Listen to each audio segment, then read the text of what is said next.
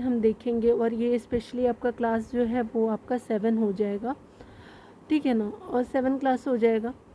यहाँ पे एक चीज़ और मैं बोलना चाहूँगी कि अगर मान लीजिए कि मैं वीडियो कोई प्रोवाइड करी हूँ और उसमें आपको साउंड नहीं आता है, तो आप प्लीज़ उसको बोल दिया कीजिए या कमेंट कर दिया कीजिए कि मैम इसमें साउंड नहीं है, ठीक है ना। तो इसकी वजह से क्या हुआ है कि मैं 55 मिनट्स का वीडियो बनाई थी लेकिन उसमें साउंड नहीं है, ठीक है। वो 1 से लेकर के आपका 10 तक का उसमें था, आपका क्लास 6 का, 7 क्लास तक का था, ठीक है ना। तो उसमें साउंड ही नहीं आ रहा है, लेकिन किसी ने लाइक भी किया है और किसी ने कमेंट कुछ नहीं किया, बोला भी नहीं, ठीक है। तो चलिए देख लीजिए, आपका एटलीस्ट एक कमेंट ज़रूर कर दिया कीजिए। अगर इस तरह का कोई भी एरर होता है तो मैं उसको सुधारने का कोशिश करूँगी। देखिए, यहाँ पे बताया जा रहा है जंतुओं और पादप में परिवहन के बारे में। तो यहाँ पे बताया जा रहा है कि निम्नलिखित उपयुक्त में से आपका रक्त किसका और किनका परिसंचरण करता है। तो ये पाचक आपका भोजन का, पचा भोजन का, उसके अलावा ऑक्सीजन का और अपशिष्ट का। तो ये आपका डी आंसर हो जाएगा, ठीक है। तो देख लीजिए, आपका डिटेल भी है यहाँ पे दिया हुआ कि रक्त वह आपका तरल पदार्थ है जो हमारी वाहिनियों में आपका प्रवाहित होता है, तथा यह पचे हुए भोजन को शुद्धांश यानी छोटी आंत जिसको कहते हैं से आपका शरीर के अन्य भागों तक ले जाता है, और फेफड़े से आपका ऑक्सीजन को भी आपका रक्त ही शरीर के कोशिकाओं तक ले जाता है। शरीर की कोशिकाओं भी आपका अपशिष्ट का जो है उत्सर्जन करती है, और रक्त शरीर में ऐसे कई अपशिष्ट पदार्थों का बाहर निकालने के लिए जो है उनका परिवहन करता है, ठीक है। तो ये हमने देख लिया 1 का। यहाँ पे बताया जा रहा है क्या कि अगर आप यहाँ पे आपको विचार करना है कि कौन सही कथन है, ठीक है। तो यहाँ पे क्या हो जाएगा, स्पेशली देखेंगे, यहाँ पे बताया जा रहा है क्या कि अगर बात करें मानव रक्त में उपस्थित आपका हीमोग्लोबिन के विचार में के संदर्भ में आपको विचार करना है, तो यहाँ पे सही बताना है। यहाँ पे बताया जा रहा है क्या कि हीमोग्लोबिन जो है वो ऑक्सीजन को अपने साथ संयुक्त करके जो है शरीर के सभी अन्य और कोशिकाओं तक इसका परिवहन करता है। बिल्कुल सही हो जाएगा। ऑक्सीजन एक लाल रंग का वर्णक होता है जो आपका ऑक्सीजन से संयुक्त होकर के रक्त को लाल रंग प्रदान करता है। तो ये भी आपका सही हो जाएगा। तो इस तरह से 1 और 2 सही हो जाएगा, ठीक है। आइए ऊपर देखते हैं, डिटेल देख लीजिए। यहाँ पे बताया जा रहा है क्या कि आपका जो है वो कथन 1 सही है। हीमोग्लोबिन ऑक्सीजन को अपने साथ संयुक्त करके जो शरीर के सभी अंगों और अंततः सभी कोशिकाओं तक परिवहन करता है। हीमोग्लोबिन की कमी होने पर आपका शरीर का जो है सभी कोशिकाओं को कुशलतापूर्वक ऑक्सीजन प्रदान करना कठिन हो जाता है। हीमोग्लोबिन लाल रक्त कणिका यानी आरबीसी में उपस्थित एक लाल रंग का वर्णक होता है। हीमोग्लोबिन की उपस्थिति के कारण ही आपका रक्त का जो है वो लाल रंग होता है, ठीक है। तो आपका बी जो है वो सही हो जाएगा। यहाँ पे बताया जा रहा है क्या कि अगर श्वेत रक्त कोशिका यानी WBC अथवा आपका कणिका जो है वो निम्नलिखित में से क्या कार्य करता है, तो स्पेशली आपका रोगाणुओं का विनाश करते हैं, वाइट ब्लड सेल्स जो होते हैं, ठीक है ना। याद रखिएगा, सही हो जाएगा। डिटेल देख लीजिए। यहाँ पे बताया जा रहा है क्या कि अगर बात करें हम लोग रक्त के आपका तरल भाग को जो प्लाज्मा कहते हैं, रक्त कोशिकाओं यानी कणिकाओं, इसमें आपका तैरती रहती है, और ये कणिकाएं जो है 3 प्रकार की होती है। आरबीसी जिसको बोलते हैं लाल रक्त कणिकाएं। अब उसके अलावा जो है श्वेत रक्त कणिकाएं, पट्टिकानु यानी प्लेटलेट हो गया।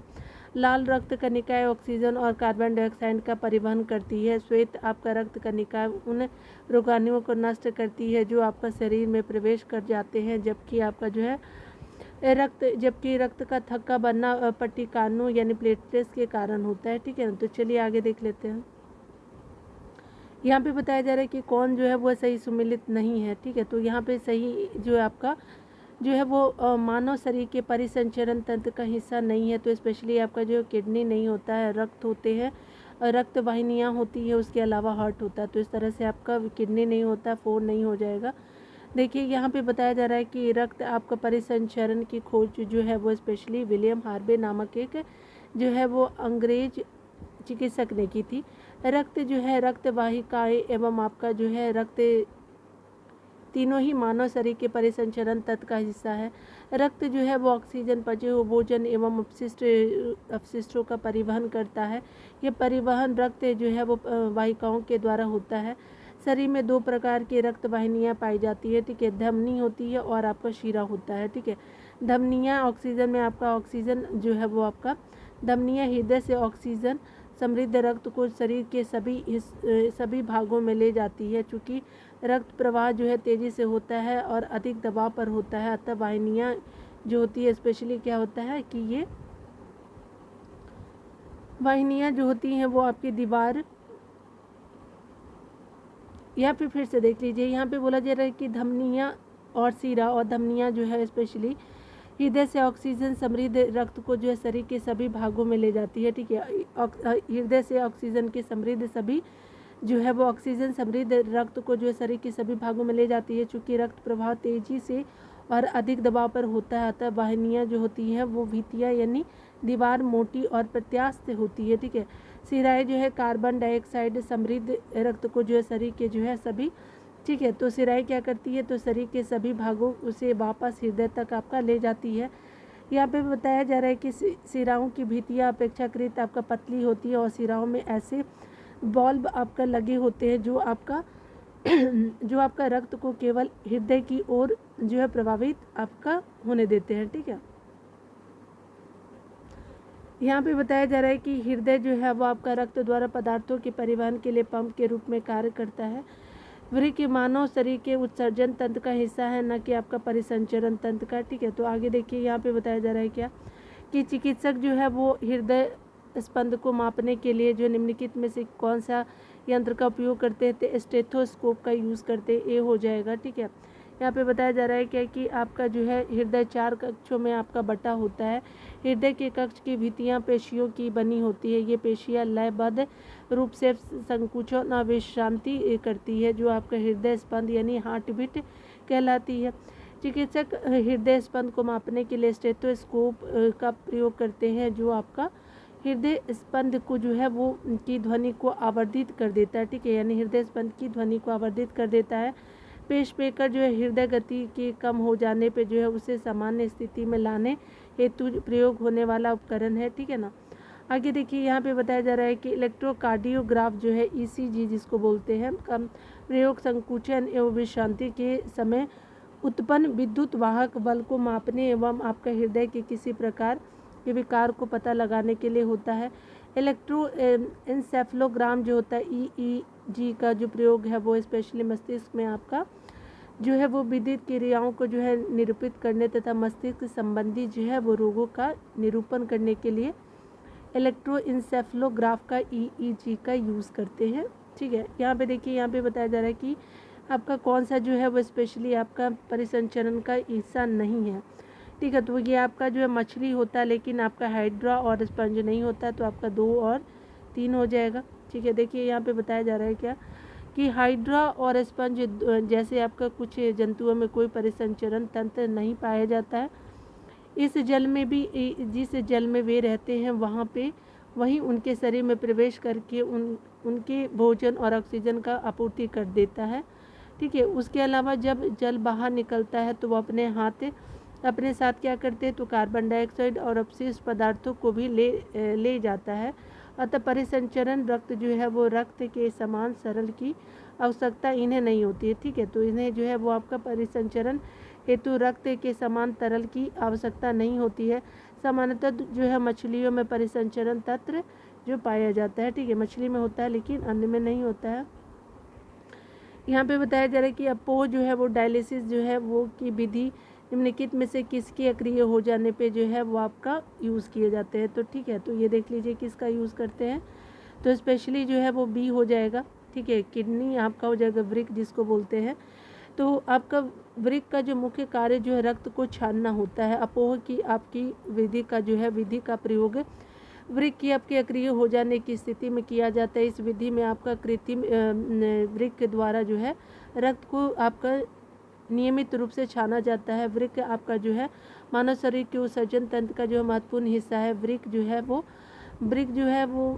वृक्क मूत्रवाहिनियाँ, मूत्राशय और मूत्रमार्ग सम्मिलित रूप से आपको उत्सर्जन तंत्र है। ठीक है, तो आपका क्या होते हैं कि आपका वृक्क हो गया, मूत्रवाहिनियाँ हो गया, मूत्राशय और मूत्रमार्ग जो है वो आपका मूत्रमार्ग जो आपका उत्सर्जन तंत्र बनाते हैं।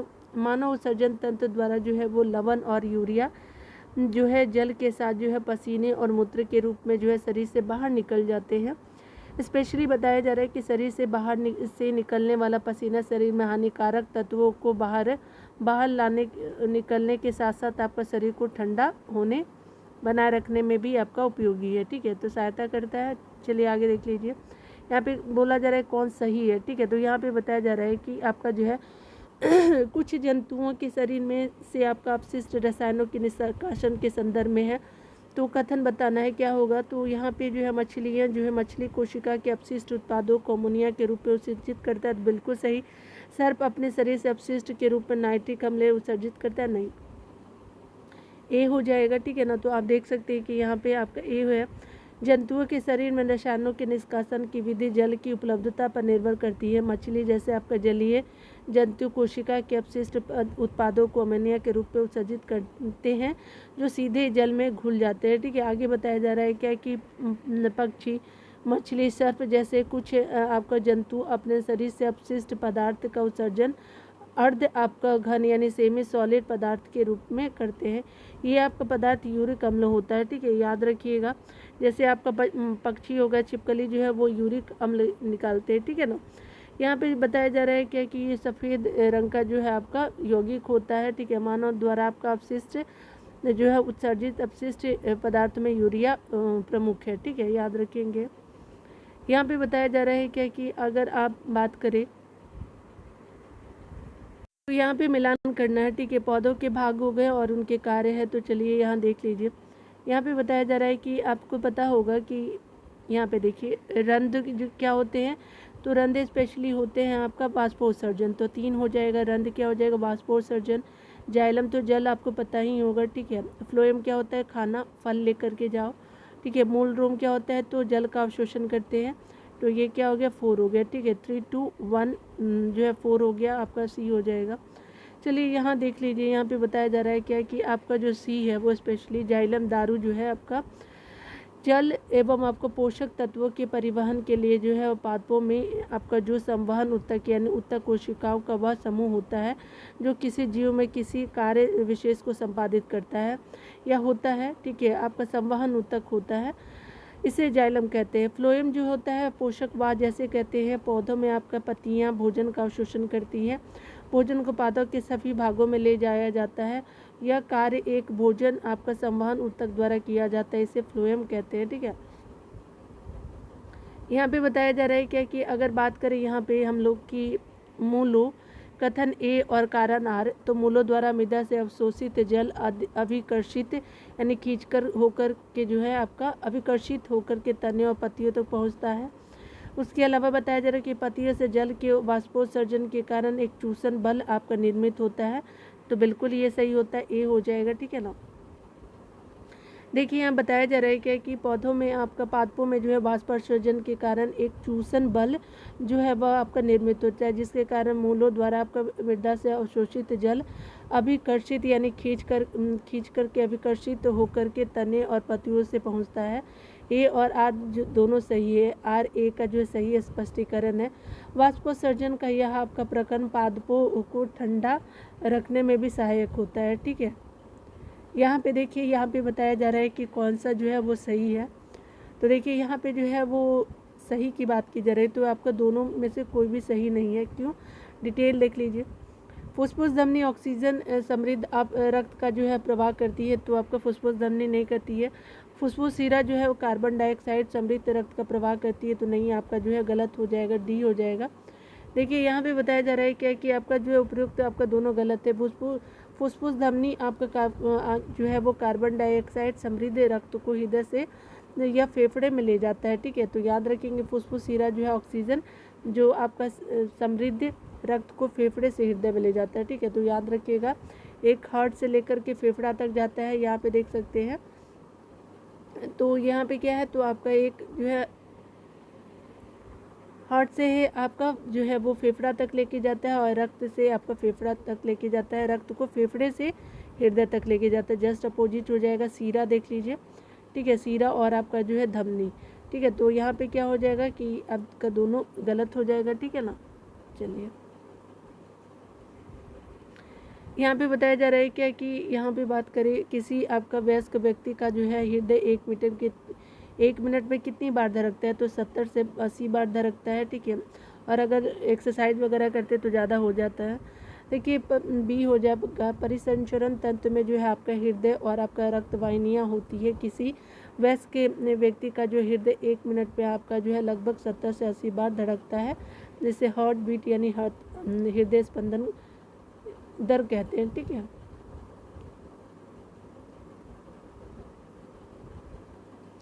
यहाँ पे देखिए पादपों में जनन की बात की जा रही है, तो आपको बताना है वेजिटेटिव प्रोपेगेशन के बारे में बात करेंगे, जिसको कायिक प्रबंधन कहते हैं। तो आपको कहना क्या है, तो सही बताना है।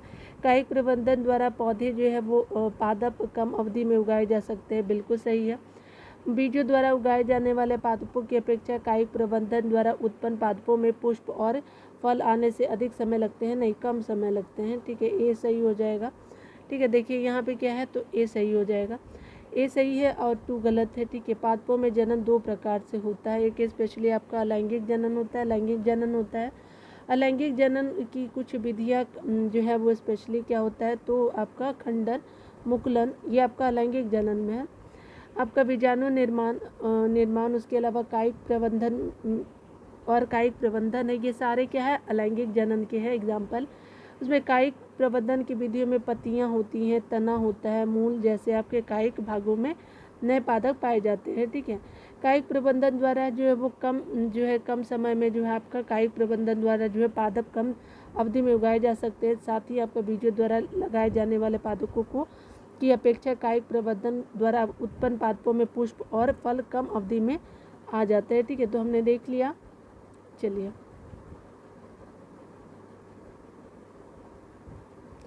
यहाँ पे बताया जा रहा है क्या कि आपको क्या बोला जा रहा है कि ऑप्शन देख लीजिए, यहाँ पे सही कथन बताना है, ठीक है। तो यहाँ पे क्या हो जाएगा कि सही बताना है, कूट की सहायता कथन और कारण है। तो कायिक प्रबंधन में नए पादप जनक जो है पादप की प्रतिलिपि होते हैं, बिल्कुल सही। कायिक प्रबंधन में नए पादप एक ही जनक द्वारा उत्पन्न होते हैं, तो दोनों ए और आर जो दोनों सही है। आर जो है ए का सही स्पष्टीकरण कर रहा है, ए हो जाएगा, ठीक है ना। यहाँ पे बताया जा रहा है कि कायिक आपका प्रबंधन जो है में नए पादप जनक पादप की यथार्थ प्रतिलिपि होते हैं, क्योंकि वे एक ही जनक द्वारा उत्पन्न होते हैं। इसके विपरीत लैंगिक जनन द्वारा जो उत्पन्न होने वाले पादप में माता पिता यानी जनक जो है दोनों के गुण होते हैं। लैंगिक जनन के परिणाम स्वरूप जो है पादप बीज उत्पन्न करते हैं, जबकि जो है वो ये कायिक जनन जो होते हैं, लैंगिक जनन में क्या होंगे कि पादप जो है वो बीज उत्पन्न करते हैं, और कायिक प्रबंधन में जो है कायिक जो है वो आपका भागों से सीधे नए पादप बनते हैं, ठीक है। याद रखिएगा, कायिक प्रबंधन में क्या होता है कि आपका कायिक भागों से नए पादप उगाए जाते हैं, ठीक है। ये यहाँ पे देखिए, यहाँ पे बताया जा रहा है क्या कि विचार करना है। तो देखिए क्या है, तो ईस्ट में जनन मुकुलन के माध्यम से होता है, आपका विभिन्न सजीवों के जनन के संदर्भ में है। उसके अलावा जो है शैवाल में आपका जनन जो है वो आपका क्या होता है, तो आपका जनन प्रक्रिया खंडन के माध्यम से होता है शैवाल में। मॉश और फंड में जनन बीजाणुओं द्वारा होता है, ठीक है। तो चलिए देखते हैं यहाँ पे बताया जा रहा है क्या, तो सारे सही है, ठीक है। तो देख लीजिए यहाँ पे क्या होता है, फिर से ऊपर देख लेते हैं। देखिए ईस्ट में जो जनन मुकुलन के माध्यम से ईस्ट मुकुलन शैवाल जो है वो आपका जनन प्रक्रिया खंडन के माध्यम से संपन्न होता है। मॉश और फंड जो है जनन बीजाणुओं द्वारा होता है, तो आपका तीनों सही है, ठीक है। देखिए यहाँ पे बोला जा रहा है क्या कि उपयुक्त आपका सभी जो है कथन सही है। ईस्ट एक आपका एकल कोशीय जीव है, ठीक है। कौन, ईस्ट, ठीक है ना। इसमें आपका जन्म मुकुलन की प्रक्रिया द्वारा होता है। मुकुलन में ईस्ट जो है वो कोशिका से छोटे मुकुल यानी कली बाहर निकलती है और अपनी जनक कोशिका से विलग होकर के नया ईस्ट जो है कोशिका बनाता है। शैवाल में जो जनन प्रक्रिया जो है वो खंडन यानी विखंडन के माध्यम से उत्पन्न होता है। इस प्रक्रिया में जो है शैवाल जैसे आपका स्पायरोगैरा दो या दो से अधिक खंडों में विघटित हो जाते हैं। ये खंड अथवा आपका टुकड़े नए जीवों के रूप में जो है वो आपका वृद्धि करते हैं। मॉश और फर्म जो है पादपों में आपका जन्म बीजाणुओं द्वारा होता है। बीजाणु अलैंगिक जो है वो जनन ही करते हैं, ठीक है। बीजाणु ये जो है वायु द्वारा एक स्थान से जो है वो दूसरे स्थान पर ले जाए जाते हैं, ठीक है। आगे देखिए यहाँ पे बताया जा रहा है क्या, एक लिंगी पुष्प के संदर्भ में तो आपका जो है वो सही बताना है। तो एक लिंगी पुष्पों में या तो केवल पुंकेसर अथवा केवल स्त्री केसर उपस्थित होते हैं, किसमें, एक लिंगी पुष्पों में। ठीक है, बिल्कुल सही है। सरसों, गुलाब, पिटूनिया के पौधे में उगने वाले पुष्प एक लिंगी पुष्प का उदाहरण है, तो नहीं, आपका ए सही हो जाएगा। ठीक है ना। यहाँ पे बताया जा रहा है क्या कि आपका जो है ए सही है। ऐसे पुष्प जिनमें आपका या तो केवल पुंकेसर या आपका स्त्री केसर उपस्थित होते हैं, एक लिंगी पुष्प कहलाते हैं, जबकि जिन पुष्पों में पुंकेसर और स्त्री केसर दोनों ही होते हैं वे द्विलिंगी पुष्प कहलाते हैं। मक्का, पपीता, मकड़ी और आपका खीरे के पौधे में एक लिंगी पुष्प होते हैं तथा आपका सरसों, गुलाब और पिटूनिया के पौधे में उगने वाले पुष्प द्विलिंगी पुष्प का उदाहरण है। 2 आपका गलत हो गया। यहाँ पे देखिए बताया जा रहा है क्या कि आपको जो है वो सही कथन बताना है। ठीक है ना। तो यहाँ पे क्या हो जाएगा, पादपों में परागन के संबंध में, तो देखिए यहाँ पे बताया जा रहा है परागन के आपका अंतर्गत परागकणों का स्थानांतरण परागकोश से पुष्प के वर्तिकाग्र पर होता है। ठीक है। आगे देखते हैं, 2 नंबर को भी पढ़ लेते हैं। यहाँ पे परागन के अंतर्गत जो है परागकणों का स्थानांतरण परागकोश से उस पादप के किसी अन्य पुष्प के वर्तिकाग्र पर होता है। वहीं आपका परागन के परागकणों का स्थानांतरण उसी प्रकार के आपका किसी अन्य पादप पुष्प के वर्तिकाग्र पर होता है। ठीक है। तो चलिए देख लेते हैं यहाँ पे क्या बोला जा रहा है, कौन सा सही है। तो स्पेशली यहाँ पे आपका स्पेशली 1 सही है। ठीक है। तो आपका क्या हो जाएगा, सिर्फ ए ही सही है। पराग के आपका यहाँ पे ए हो जाएगा। पराग के अंतर्गत परागकणों का जो है स्थानांतरण परागकोश से पुष्प के वर्तिकाग्र पर होता है। ठीक है।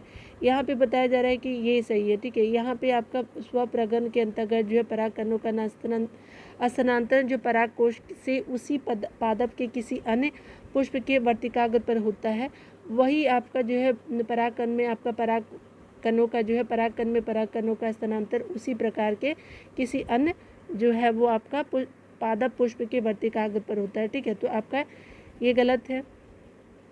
यहाँ पे देखिए बताया जा रहा है ए तो सही है। पुष्पों में आपका बताया जा रहा है कि आपका पुष्पों में उपस्थित परागकण हल्के होते हैं, जो आपका वायु, जल अथवा कीटों द्वारा जो एक स्थान से दूसरे स्थान अथवा एक पुष्प से दूसरे पुष्प पर ले जाते। इन आपका परागकणों का परागकोश से आपका जो है पुष्प के वर्तिकाग्र पर आपका स्थानांतरण परागकण कहलाता है। ठीक है। इन परागकणों का जो परागकोश से आपका पुष्प से के वर्तिकाग्र पर जो है वो आपका स्थानांतरण परागन कहलाते हैं। ठीक है। यदि परागन जो है उस पुष्प के वर्तिकाग्र पर गिरते हैं, उसे स्वपरागन कहते हैं। ठीक है। परंतु जब पुष्प परागन उसी पादप के किसी अन्य पुष्प अथवा किसी उसी प्रकार के दूसरे पादप के किसी पुष्प के वर्तिकाग्र पर गिरते हैं तो परपरागन होता है। तो 2 गलत है ना। यहाँ पे देखिए बताया जा रहा है क्या कि कौन सा सही है। ठीक है। तो यहाँ पे बोला जाए पादप का जनन भाग तना है, नहीं। यहाँ पे बताया जा रहा है कि नर और मादा युग्मन का प्रकर्म परागन होता है, नहीं। परिपक्व होने पे अंडाशय फल में विकसित होता है, बिल्कुल। डबल रोटी पे फफूंद जो है वो जीवाणु उत्पन्न करने वाले एक पादप जीव है, ठीक है। आपका 3 और 4 हो जाएगा। देख सकते हैं यहाँ डिटेल में कि बताया जा रहा है क्या कि पादप का जो जनन है वो भाग पुष्प होता है, अतः इसका कारण कथन ए आपका गलत है। ठीक है। पुष्प होता है, ना कि तना। नर और आपका मादा युग्मक के युग्मन का प्रकरण जो है निषेचन कहलाता है, इसका आपका दूसरा कथन भी गलत है। कथन 3 और 4 आपका सही है। ठीक है। आगे देखिए यहाँ पे बताया जा रहा है क्या कि गति और समय को देखिए, तो यहाँ पे है जो निम्नलिखित में से कौन सा जो है एक उपकरण जो है वाहन द्वारा तय की गई है दूरी को मापता है, तो ओडोमीटर हो जाएगा, ए हो जाएगा। देखिए ये आप जो उपकरण जो है वाहन द्वारा जो है तय की गई आपका दूरी मापता है उसे ओडोमीटर यानी पथ मापी कहते हैं। स्पीडोमीटर का जो है वाहनों की चाल मापने के लिए किया जाता है। ठीक है। और वाहन द्वारा तय की गई आपकी दूरी होती है आपका ओडोमीटर। ठीक है। एक्सीलरोमीटर जो है स्पेशली वाहन की आपकी चाल की वृद्धि दर को मापने का यंत्र है। अल्टीमीटर जो है विमानों की आपका स्पेशली ऊंचाई को आपका कंसीडर किया जाता है। ठीक है। देखिए आपका जो है चाल का मूल मात्रक है, तो आपका क्या मीटर प्रति सेकेंड हो जाएगा। ठीक है। चाल का डी हो जाएगा। किसी वस्तु की चाल उसके द्वारा तय की गई दूरी को उसी उस आपका दूरी को चलने में आपका लिए गए समय से विभाजित करने पर प्राप्त होता है। ठीक है, इसका जो है मूल मात्रक मीटर प्रति सेकंड है। ठीक है, आगे देख लीजिए, यहाँ पे बताया जा रहा है, यहाँ पे बताया जा रहा है क्या कि विद्युत धारा और उसके प्रभाव को देखेंगे तो ये यहाँ पे बोला जा रहा है कि किसी आपका तार में विद्युत धारा प्रवाहित होने पे जो है विभिन्न प्रभाव होते हैं। ठीक है, क्या होता है, तो विभिन्न प्रभाव होते हैं। तो देखिए यहाँ पे इन प्रभावों के संदर्भ में जो है कथन पे विचार करें। किसी तार में विद्युत धारा प्रवाहित कर पर वह आपका तार तप्त हो जाता है। ठीक है, तो बिल्कुल सही हो जाएगा। किसी तार में विद्युत धारा प्रवाहित करने पे वह आपका तार चुंबक की भांति व्यवहार करता है। बिल्कुल सही। तो आपका जो है सही बताना है, तो आपका दोनों सही हो जाएगा, सी हो जाएगा। यहाँ पे बताया जा रहा है कि दोनों कथन जो सही है, जब किसी तार में विद्युत धारा प्रवाहित की जाती है तो वह तप्त हो जाता है, इसे विद्युत धारा का तापीय प्रभाव कहते हैं। जब किसी तार में विद्युत धारा प्रवाहित की जाती है तो वह आपका तार जो है चुंबक की भांति व्यवहार करता है, इसे विद्युत धारा का जो है चुंबकीय प्रभाव कहते हैं। वैज्ञानिक जो है वो हैंस क्रिश्चियन ऑस्ट्रेल ऐसे पहले व्यक्ति थे जिन्होंने आपका विद्युत धारा के इस चुंबकीय प्रभाव को देखा। ठीक है, आगे देखिए, यहाँ पे बताया जा रहा है क्या कि यहाँ पे भी आपको सही बताना है। ठीक है ना, विद्युत फ्यूज के संबंध में जो कथन बताना है तो आपका जो है इनका प्रयोग लघुपतन यानी शॉर्ट सर्किट रोकने हेतु किया जाता है। विद्युत फ्यूज का बिल्कुल सही। सुरक्षा मानक से आपको उच्च विद्युत धारा को प्रवाहित होने से विद्युत फ्यूज के तार पिघल जाते हैं, ये भी आपका सही है, तो सी हो जाएगा। देखिए डिटेल देख लीजिए, आपको बताया जा रहा है क्या कि कुछ विशेष पदार्थों के तार आपका बने तारों से में से जो है वो आपका जब उच्च विद्युत धारा प्रवाहित होती है तो वे गर्म होने के बाद जो है पिघल करके टूट जाते हैं। इन पदार्थों का प्रयोग जो विद्युत फ्यूज के निर्माण में किया जाता है, जो आपका विद्युत उपकरणों के क्षति और आग से बचाते हैं। देखिए यहाँ पे बताया जा रहा है कि आपका कौन सा सही है थॉमस अल्वा एडिसन के संबंध में। तो आपका जो है थॉमस अल्वा एडिसन जो है वो आपका ब्रिटेन के वैज्ञानिक थे, तो नहीं। थॉमस अल्वा एडिसन ने आपका विद्युत बल्ब, ग्रामोफोन, चलचित्र कैमरा, कार्बन प्रेषक का आविष्कार किया, तो बिल्कुल बी हो जाएगा। थॉमस अल्वा एडिसन जो है स्पेशली आपका अमेरिका, संयुक्त राज्य अमेरिका से थे। उनका टाइम पीरियड 1847 से लेकर 1931 के वैज्ञानिक थे। ठीक है, यूएसए के थे। उन्होंने जो है वो विद्युत बल्ब, ग्रामोफोन, चलचित्र कैमरा और कार्बन प्रेषक आपका सहित लगभग 1300 आविष्कार जो है किए। ठीक है, आगे देखिए, यहाँ पे हम लोग पढ़ेंगे प्रकाश को देखेंगे। ठीक है ना, तो प्रकाश जो है स्पेशली हम लोग देखेंगे। प्रकाश क्या है, तो समतल दर्पण के संदर्भ में आपको सही कथनों पे विचार कीजिए। समतल दर्पण द्वारा बना प्रतिबिंब जो है वो सीधा, आभासी और बिंब के समान आकार का होता है। तो ठीक है, तो सीधा होगा, ठीक है, आभासी भी होगा और आपका बिंब के समान भी होगा, बिल्कुल सही। समतल दरबार बने आपका प्रतिबिंब में बिंब का वाम भाग जो है वो प्रतिबिंब के दक्षिण भाग की भांति दिखाई देता है। ठीक है, ठीक है, तो प्रतिबिंब में बिंब का वाम भाग जो है वो आपका दक्षिण भाग की भांति दिखाई देता है और बिंब का जो है वो दक्षिण भाग जो है वो आपका वाम भाग की भांति दिखाई देता है। ठीक है, तो क्या हो जाएगा, तो आपका सी हो जाएगा। यहाँ पे बताया जा रहा है कि दोनों जो है वो आपका दोनों कथन सही है। जो प्रतिबिंब किसी पर्दे पे प्राप्त नहीं किया जा सकता उसे आभासी प्रतिबिंब कहते हैं। समतल दर्पण द्वारा बना प्रतिबिंब सीधा, आभासी और आपका बिंब के समान आकार का होता है। प्रतिबिंब दर्पण के पीछे उतनी ही दूरी पे बनता है जितने की दर्पण से बिंब की दूरी होती है। समतल दर्पण में बढ़ते प्रतिबिंब जो है वाम में आपका जो है आपका साउथ दिखेगा। ठीक है, और आपका जो है और तथा वाम में दक्षिण दिखाई देगा। ठीक है, तो याद रखिएगा दक्षिण में वाम दिखाई देगा, उल्टा लिखा है, दक्षिण में वाम और वाम में दक्षिण दिखाई देगा। यहाँ पे देखिए बताया जा रहा है कि आपका कौन सा कथन जो है वो आपका स्पेशली सही कहा जा रहा है। यहाँ अवतल दर्पण के संबंध में देखिए तो आपको चिकित्सकों द्वारा आँख, कान, नाक और आपका गले का निरीक्षण करने के लिए इसका उपयोग किया जाता है, बिल्कुल सही। वाहन चालक के पीछे देखने के लिए वाहनों को जो पार्श्व दर्पणों यानी साइड मिरर से उसको जो है वो उपयोग किया जाता है, तो ये जो है गलत हो जाएगा, आपका ए आपका सही हो जाएगा। ठीक है ना, तो आपका क्या हो जाएगा, ए हो जाएगा। देखिए यहाँ पे बताया जा रहा है क्या कि उत्तल दर्पण का यूज़ करते हैं। वन सही है कि चिकित्सकों द्वारा आँख, कान, नाक और गले का निरीक्षण करने के लिए अवतल दर्पण का प्रयोग होता है। अवतल दर्पण जो है वास्तविक तथा आपका उल्टा प्रतिबिंब बना सकता है।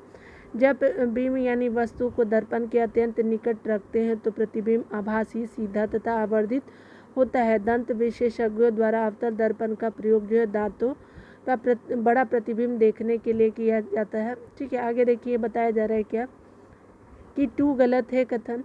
क्योंकि वाहनों के पार्श्व दर्पणों में उत्तल दर्पण का जो है उपयोग होता है। उत्तल दर्पण अधिक क्षेत्र के जो है आपका दृश्य का प्रतिबिंब बना सकता है। ठीक है ना। उत्तल दर्पण द्वारा जो है वो आपका बना प्रतिबिंब सीधा, आभासी और आकार में बिंब से छोटा होता है। ठीक है ना। यहाँ पे बताया जा रहा है क्या कि आपका जो लेंसों के संदर्भ में आपका कथन सही बताना है। तो उत्तल लेंस सदैव जो है वो वास्तविक, ठीक है, उल्टा, ठीक है। उसके अलावा क्या हो जाएगा कि आपका आकार में आपका बिंब से बड़ा होता है, तो नहीं, ये नहीं होता है। ठीक है ना। चलिए यहाँ देख लीजिए, अवतल जो है वो अवतल लेंस जो है सदैव आभासी, सीधा, उसके अलावा आकार में बिंब से छोटा होता है। तो देख लीजिए कौन सही है। तो स्पेशली क्या हो जाएगा, बी हो जाएगा। ठीक है ना। तो क्या हो जाएगा, तो आपका बी हो जाएगा।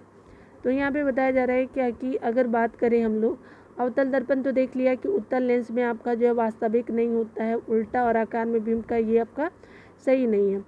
बड़े प्रतिबिंब नहीं बनते, छोटा प्रतिबिंब बनता है। अवतल लेंस जो है सदैव आभासी होता है, सीधा होता है, आकार में बिंब से आपका छोटा होता है। ठीक है, तो याद रखिएगा, आभासी, सीधा और आकार में जो है वो आपका बिंब से छोटा होता है। बी हो जाएगा। ठीक है ना। कथन ए जो है वो गलत है, क्योंकि आपका उत्तल लेंस वास्तविक और उल्टा प्रतिबिंब होता है, वास्तविक और उल्टा होता है। परंतु बिंब जो है वो लेंस के अत्यंत निकट रखा जाता है तो आपका बनने वाला प्रतिबिंब आभासी, सीधा और आवर्धित होता है। ठीक है, आभासी, सीधा और आवर्धित होता है।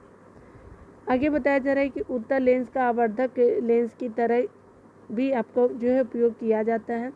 सामान्यतः जो है उत्तल लेंस उस पर पड़ने वाले आपतित, जिसको बोलते हैं प्रकाश को अभिसारित अंदर की ओर मोड़ना जो होता है, अभिसारित मतलब होता है अंदर की ओर मोड़ना, अभिसारित कर देता है। ठीक है, प्रकाश को अभिसारित कर देता है, इसलिए इसे अभिसारी लेंस भी कहते हैं, किसको, उत्तल लेंस को। आगे बताया जा रहा है क्या कि आपका 2 कथन जो है वो सही। अवतल लेंस सदा जो है आभासी, सीधा और आकार में आपका बिंब से छोटा प्रतिबिंब बनाता है। ठीक है, यहाँ पे बताया जा रहा है कि अवतल लेंस जो है उस पर आपतित प्रकाश का अभिसारित बाहर की ओर मोड़ना करता है, अतः इसे अपसारी आपका लेंस कहते हैं। ठीक है, यहाँ पे देखिए बताया जा रहा है क्या कि आपको सही बताना है। ठीक है, तो यहाँ पे आपको विचार करना है। तो आपका जो है वो आपका श्वेत प्रकाश 7 वर्णों का है, तो बिल्कुल सही होता है। इंद्रधनुष भी आपका 7 वर्णों से मिलकर बना, तो बताने की ज़रूरत नहीं है, दोनों कथन सही है। दोनों ही कथन सही है। लाल, नारंगी, पीला, हरा, नीला, जामुनी तथा बैंगनी मोटे तौर पे इन्हीं वर्णों का मिश्रण श्वेत आपका प्रकाश होता है, जो आपका हमें सूर्य के प्रकाश से बने इंद्रधनुष या प्रिज्म के माध्यम से नजर आते हैं। ठीक है, यहाँ पे देखिए बताया जा रहा है कि जल एक आपका विद्युत बहुमूल्य संसाधन है। तो आपका विश्व जल दिवस निम्नलिखित में से कब मनाया जाता है, 22 मार्च को मनाया जाता है, ए हो जाएगा। आपका प्रतिवर्ष जो है वो 22 मार्च का दिन जो है हर व्यक्ति का जल संरक्षण के महत्व की ओर आकर्षित करने के लिए जो विश्व जल दिवस के रूप में मनाया जाता है। पृथ्वी की सतह पर लगभग 71% जो है जल है, जल से ढका हुआ सतह जो है पृथ्वी का आपका बताया जा रहा है। परंतु आपका उपयोग के लिए उपलब्ध अलवण जल जो है वो ताज़ा जल जो स्पेशली बोलते हैं। तो आपका क्या होता है कि पृथ्वी पर उपलब्ध आपका जो है वो जल की कुल मात्रा का जो 1% से भी कम है। ठीक है, पीने वाला लगभग आपका 0.006% है। ठीक है, इस विषय पे जागरूकता के लिए जो संयुक्त राष्ट्र संघ द्वारा आपका जो है वर्ष 2003 को अंतर्राष्ट्रीय अलवण जल वर्ष मनाया गया है। ठीक है, आगे बताया जा रहा है क्या कि आपका निम्नलिखित में से जो है वो कौन सा कारक जो है जल की कमी हेतु उत्तरदायी है। तो औद्योगिकरण में वृद्धि होती है, बढ़ती जनसंख्या हो गई। ठीक है, आपका औद्योगिकरण में वृद्धि और जल संसाधन का कुप्रबंधन, आपका ये तीनों हो जाएगा। ऊपर भी है क्या, देख लेते हैं। तो सही है, सभी सही हो जाएगा ना। देखिए आपको उद्योगों की तेजी से वृद्धि, बढ़ती जनसंख्या, सिंचाई की बढ़ती आवश्यकता और कुप्रबंधन जल की कमी के कारण है। ठीक है, तो ये हमने देख लिया। यहाँ पे बताया जा रहा है कि निम्नलिखित में से जो है आपका कौन सा सिंचाई व्यवस्था जो है वो सर्वाधिक मितव्ययी है। तो आपका बूंद सिंचाई है, ड्रिप जो आपका इरिगेशन कहते हैं ना, तो वही आपका हो गया। यहाँ पे बताया जा रहा है कि किसान भी अपने खेत में जो है वो जल का उपयोग मितव्ययता से आपका करना चाहते हैं। बूंद यानी ड्रिप सिंचाई व्यवस्था एक आपका मितव्ययी आपका जो है वो सिंचाई व्यवस्था है। इसमें आपका कम व्यास के पाइपों द्वारा जो है वो स्पेशली पौधे को जो है वो आपका पानी देने की तकनीक है, जो आपका सीधे उनकी जड़ों पर आपका जल पहुंचाती है। ठीक है, चलिए आगे देखते हैं। यहाँ पे बताया जा रहा है क्या कि आपका सही विकल्प बताना है। तो देखिए यहाँ पे बताया जा रहा है कि विश्व की सभी झीलों और नदियों में जल का कुल मात्रा जो है नियत है। नहीं, नियत नहीं होता है, अस्थिर होता है ना, अनियत होता है। भूमिगत जल की कुल मात्रा अनियत है। हाँ, अनियत हो जाएगा, नियत नहीं। ठीक है, यहाँ नियत है ना, इसीलिए। यहाँ पे विश्व के समुद्रों और महासागरों में जल की कुल मात्रा नियत है, ये भी आपका गलत है। विश्व में आपका जल की कुल मात्रा जो है नियत है। ठीक है, तो डी हो जाएगा, देख सकते हैं। ऐसा जल चक्र द्वारा जो है परिचक्रण के दौरान जो है जल जो है इसकी जो तीनों अवस्थाएं यानी ठोस यानी ध्रुवों पर जो है हिमनद, द्रव जो है महासागरों में द्रव होता है, नदी में, झील में भौम जल तथा गैस जो होते हैं। वायु में जल स्तर में आपका किसी एक अवस्था में जो है पृथ्वी पर कहीं भी पाया जा सकता है। जल का उसकी तीनों अवस्थाओं के बीच जो है सतत आपका चक्रण द्वारा जो है पृथ्वी पे जल की कुल जो है मात्रा स्थिर बनी रहती है। ठीक है, चलिए आगे देखते हैं। हमारा 17 नंबर वन हो गया हमारी जीवन रेखा। घास, घास को कीट खाएंगे, कीट को मेढक खाएंगे, मेढक को सांप खाएंगे और गरुड़ लास्ट में सांप को भी खा जाता है, ये हो जाएगा। यहाँ पे बताया जा रहा है कि सभी जीव चाहे वे शाक भक्षी हो या फिर मांस भक्षी अंततः आपका भोजन के लिए पादपों पर ही निर्भर करते हैं, क्योंकि जो आपका जाति जंतु जो होते हैं, क्योंकि जो जंतु पादप पे भोजन करते हैं उन्हें अक्सर अन्य जो है जंतुओं द्वारा भोजन के रूप में खा लिया जाता है, और इस प्रकार यह प्रक्रम जो चलता रहता है। इस प्रक्रम को ही आपका खाद्य श्रृंखला कहते हैं। घास को जो है कीटों द्वारा खा लिया जाता है और जिन्हें मेढक खा लेते हैं। ठीक है, ठीक है, मेढक कौन खाता है, तो आपका जो है मेढक को जो है वो कीट जो है वो मेढक खाएंगे। ठीक है ना, उल्टा उल्टा उल्टा नहीं है। ठीक है, तो मेढक को कीट नहीं खाएंगे, कीट खाएगा मेढक। ठीक है, तो आपका क्या है, मेढक का जो है को सर्प और सर्प को जो है गरुड़ खा जाते हैं। ठीक है, याद रखेंगे। यहाँ पे बताया जा रहा है क्या कि अगर अब बात करें हम लोग आप घटकों के संदर्भ में, तो यहाँ पे बताया जा रहा है कि ये जो है मृत पादपों और जंतु उत्तकों को ह्यूमस में परिवर्तित कर देते हैं। ठीक है, तो बिल्कुल सही है। ये जो है वन में उगने वाले पादपों के लिए पोषक तत्व की पूर्ति को बनाए रखने में सहायक होते, तो बिल्कुल अपघटक ऐसा करते भी हैं, सी हो जाएगा। यहाँ पे देखिए आपका प्रयुक्त आपका दोनों कथन सही है। ठीक है ना, अपघटक ऐसे आपका सूक्ष्म जीव है जो आपका मृदा के भीतर रहते हैं तथा मृत आपका पादपों और आपका जंतु उत्तकों को खाते हैं। ये आपका उन्हें एक जो है गहरे रंग हरे रंग के पदार्थ में परिवर्तित आपका कर देते हैं, जिसे ह्यूमस कहते हैं। ह्यूमस पदार्थ पादपों के लिए आपका पोषक रूप में काम करता है तथा यह अपघटक वन में उगने वाले पादपों के लिए जो है आवश्यक तत्वों को आपूर्ति को बनाए रखने में जो है सहायक होते हैं। ठीक है, चलिए आगे देखते हैं। यहाँ पे बताया जा रहा है कि कौन सा जो है सही नहीं है। देखिए स्पेशली बताया जा रहा है क्या कि कथन सही नहीं को खोजना। वन जो है मृदा का अपरदन से बचाते, बिल्कुल वन रहेगा तो मृदा जो है वो वनों को जो है पकड़े रहता है। ठीक है, पेड़ पौधे को इससे आपका मृदा अपरदन नहीं होता है। वन में पादप और जंतु एक दूसरे पर निर्भर नहीं होते, निर्भर होते हैं ना, आपका क्या हो जाएगा, बी हो जाएगा ना। चलिए, वन में अनेक खाद्य श्रृंखला पाई जाती है। यदि किसी एक खाद्य श्रृंखला में कोई विघ्न पड़ता है तो यह अन्य श्रृंखलाओं को प्रभावित करता है। वन का जो है प्रत्येक भाग अन्य भागों पर आपका निर्भर करता है। यदि हम वन के किसी घटक जैसे पौधे को अलग कर देते हो तो इससे आपका अन्य जो है वो सभी घटक प्रभावित होते हैं। ठीक है, आगे देखिए यहाँ पे बताया जा रहा है क्या कि आपको जो है अपशिष्ट के बारे में बताना है। ठीक है ना, यहाँ पे आपको सही बताना है। ठीक है, तो चलिए हम लोग पढ़ लेते हैं पहले। यहाँ पे बताया जा रहा है क्या कि आपका जो आपंक होते हैं जिसको स्लज कहते हैं और बायोगैस यानी अपशिष्ट जल उपचार के लिए सह उत्पाद है। इन सह उत्पादों के उपयोग के संदर्भ में निम्नलिखित कथनों पर विचार कीजिए। अपशिष्ट जल उपचार के प्रकार में आपका उत्पन्न आपका आपंक का उपयोग खाद के रूप में किया जाता है। अपशिष्ट आपका जल उपचार के प्रकार में आपका उत्पन्न होने वाले बायोगैस यानी जैव गैस का जो है वो उपयोग ईंधन के रूप में अथवा विद्युत उत्पादन के लिए करते हैं। तो 1 भी सही, 2 भी सही हो जाएगा। ठीक है, तो आपका क्या हो जाएगा, सी हो जाएगा ना। ठीक है, तो देखिए यहाँ पे जो है सी हो जाएगा। डिटेल देख लीजिए। यहाँ पे आपको बताया जा रहा है क्या कि दोनों कथन सही है। अपशिष्ट जो है वो जल उपचार के आपका दौरान जो है उत्पन्न आपंक का उपयोग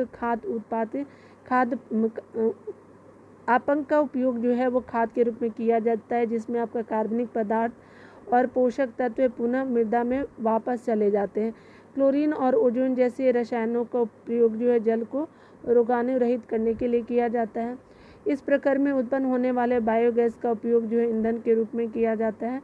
साथ ही इसका जो प्रयोग है वो विद्युत उत्पादन के लिए भी किया जाता है। ठीक है, चलिए आगे देख लेते हैं। यहाँ पे क्या हो जाएगा, तो स्पेशली बताया जा रहा है क्या कि आपको कृमि प्रसंस्करण शौचालय से आपको सही बताना है। ठीक है, तो विचार करना है। इसमें आपका मानव मल को केंचुआ द्वारा उपचारित किया जाता है, सही बताना है ना। हाँ, सही बताना है। यहाँ पे देखिए इसमें आपका जो है 1 सही है। इसके उपयोग में आपका जल की बहुत अधिक मात्रा की आवश्यकता होती है, नहीं। ठीक है, तो आपका गलत हो गया। मानव मल पूर्णतः आपका कृमि केको यानी केक्स में परिवर्तित हो जाते हैं जो मृदा के लिए अति समृद्ध। तो 1 and 3 इज राइट। ठीक है ना, तो आपका देख सकते हो कि बी सही हो जाएगा। ठीक है ना, देख लीजिए डिटेल में। यहाँ पे बताया जा रहा है क्या कि 1 सही है। क्यों? देखिए, भारत में कृत्रिम प्रसंस्करण शौचालय की रूपरेखा का परीक्षण किया जाता है, जिसमें मानव मल को जो है केंचुओं द्वारा उपचारित किया जाता है। यह आपका जो है तकनीक मानव मल के सुरक्षित प्रसंस्करण के लिए आदर्श आपका सिद्ध हो सकती है, क्योंकि इसके उपयोग से जल की बहुत कम मात्रा की आवश्यकता होती है। ठीक है, 2 आपका क्या है, तो गलत हो जाएगा। ठीक है ना, यहाँ पे क्या बोला था कि यहाँ पे क्या हो जाएगा, अधिक की ज़रूरत नहीं होती, कम की ज़रूरत होती है।